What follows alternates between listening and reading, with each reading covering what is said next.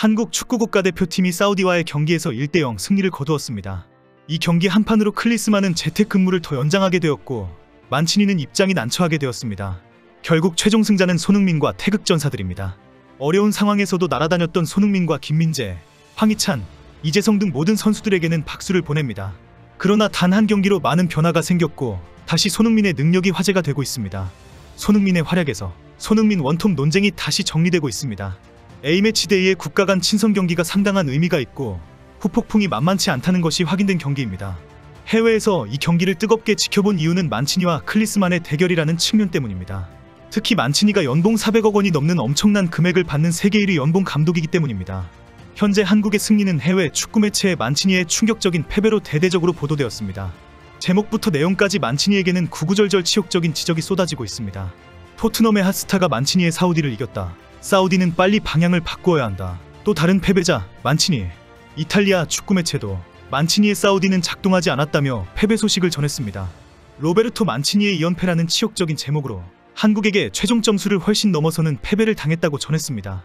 사우디는 한국과의 경기에서 선수 개인의 기술적 자질 및 전술적 이해 측면에서 완벽한 패배를 했다. 이미 드러난 한계와 어려움을 다시 확인했다라는 비판을 했습니다. 특히 손흥민에게 마땅히 주어져야 하는 페널티킥을 거부하는 심각한 심판까지 도와주는 상황이었다고 비난했습니다. 이탈리아 매체는 어제 경기의 주인공으로 김민재를 꼽았습니다. 사우디의 공격을 비현실적인 수비 능력으로 완벽하게 차단했다고 평가했습니다. 만치니가 치욕적인 평가를 받는 반면 클리스만은 태극전사의 투지 덕분에 칭찬을 받고 있습니다. 그 이유는 손흥민의 팀플레이를 극대화한 프리롤 역할이 탁월했기 때문입니다. 토트넘의 슈퍼스타를 활용한 클리스만의 전략이 성공했다라고 보도하고 있습니다. 특히 한국의 득점이 이루어진 상황에서 손흥민의 움직임은 놀랍다는 평가가 많습니다. 손흥민은 조규성과 투톱으로 출격하면서 프리롤 역할을 맡았습니다. 그 결과 2차례 슈팅과 함께 득점 기회로 이어지는 키패스를 7차례나 기록했습니다. 사우디 전체 키패스 5회보다 많은 수치이며 크로스 역시 5번 중 4번을 성공시켰습니다. 전반 32분 오른쪽 공간을 파고든 이재성이 연결한 공을 손흥민에게 바로 패스를 해줍니다. 이 순간 사우디의 모든 수비수들은 손흥민을 지켜보면서 손흥민의 슛을 막으려고 몸이 동시에 움직였습니다. 그런데 갑자기 손흥민이 슈팅 동작으로 몸을 움직이면서 볼을 뒤로 흘려줍니다. 손흥민이 흘려준 공을 받은 황인범이 전방으로 올려줍니다. 이와 동시에 손흥민이 침투하면서 사우디 수비수들은 손흥민을 막기 위해 자리를 잡게 됩니다. 이렇게 자리를 잡은 사우디 수비수가 공을 정확하게 터치하지 못하면서 몸에 맞고 튀어오르게 됩니다. 이 공을 조규성이 헤더로 마무리했습니다. 이 득점에서 수비수들을 다 흔들어 놓은 것이 손흥민의 프리롤 역할이었습니다.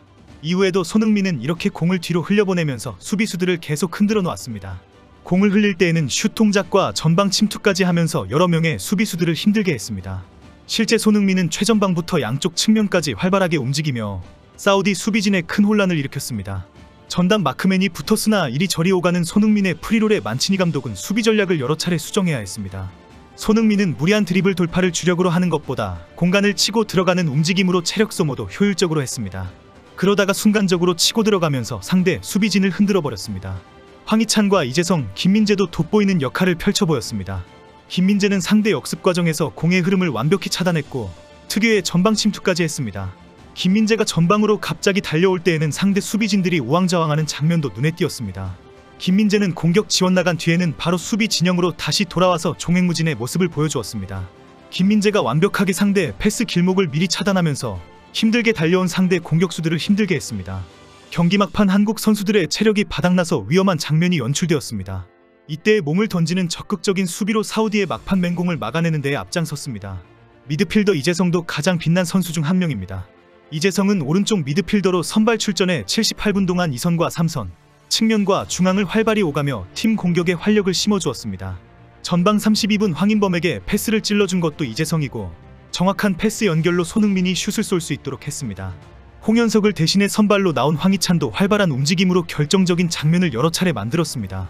손흥민의 프리롤 역할은 그동안 벤투 체제에서뿐 아니라 토트넘에서도 시도된 적이 많습니다.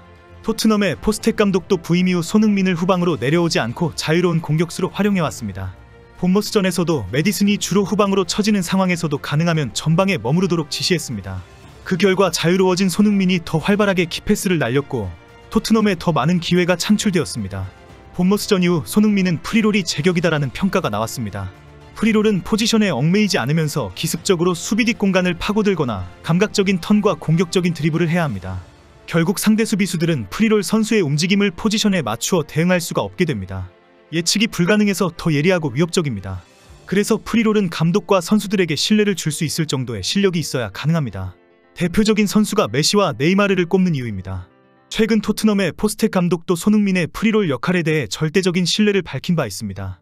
11일 풋볼 팬캐스트는 포스텍 감독의 인터뷰를 실었는데 포스텍은 그는 어떤 시스템에서 뛸 수 있다고 말했습니다. 포스테코글루 감독은 소니는 중앙에서 뛰든 측면에서 뛰든 그의 특성을 모두 살려내는 플레이를 한다. 그는 어떤 시스템에서도 뛸 수 있지만 지금 현 시점 우리가 하는 플레이가 그의 위력을 가장 극대화할 수 있는 방식이다라고 했습니다. 영국 현지에서 손흥민이 최전방 공격수 역할에 대한 비판을 지적하면서 나온 발언입니다. 일부 축구 전문가들이 손흥민 원톱은 토트넘의 궁극적 해결책이 아니다. 손흥민은 한계가 있다. 스트라이커로서 본능은 떨어진다라고 비판했기 때문입니다. 이에 포스텍 감독이 손흥민은 완벽한 프리롤 능력이 있는 선수이다라고 일침을 가한 것입니다. 클리스만 감독은 지난 3월 데뷔전인 콜롬비아전에서 손흥민을 자유롭게 활용한 공격 축구를 선보였습니다.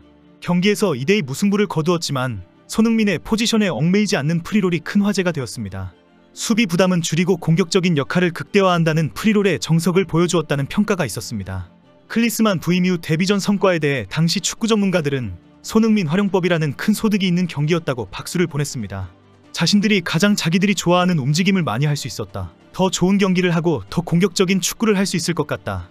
당시 손흥민을 프리롤로 활용하는 공격 축구의 클리스만호 대성공이라는 보도가 나온 이유입니다. 그러나 그 이후 경기들에서 프리롤 손흥민을 제대로 활용하지 못하는 작전으로 큰 실망을 주었습니다. 지난 웨일스전에서도 중앙으로 몰리면서 유효 슈팅을 한 번밖에 못할 정도로 교통체증과 같은 답답함이었습니다. 결론적으로 클리스만이 원격 지시와 재택근무에서 빨리 그만두고 한국 내 유망 선수들을 발굴하는 일에 집중하기를 기대했습니다. 이런 기대에도 불구하고 클리스만은 곧바로 한국으로 귀국하지 않습니다. 유럽파 선수들을 체크하고 한국으로 돌아가겠다고 했다는 것입니다. 김민재의 경기력을 보겠다고 16일 미넨과 레버쿠젠 경기를 관전한다고 합니다. 이후에도 유럽파 선수들을 관찰한다면서 여러 경기를 관전할 예정입니다. 한국에는 월말이나 10월 초에 돌아올지 말지 정확한 일정은 아직 미정이라고 밝혔습니다. 웨이와 태업 논란을 일으키며 축구 팬들의 비판을 받은 클리스만은 사우디전 승리로 경질의 위기는 넘겼습니다. 오는 10월 튀니지와 베트남과의 평가전에서 시원한 승리를 거두지 못한다면 국내 상주 약속을 지키지 않은 비판은 다시 악화될 전망입니다. 그러면 아마 클리스만이 스스로 큰 소리친 것처럼 한국이 싫으면 다른 사람으로 바꾸면 된다고 했기 때문에 스스로 물러날 가능성이 높습니다. 국내에서 클리스만이 해야 할 일이 정말 많다는 지적이 쏟아지고 있습니다. 손흥민과 김민재 경기를 관전하려고 돌아다니지 말고 국내 K리그의 유망 선수들을 발굴해야 합니다.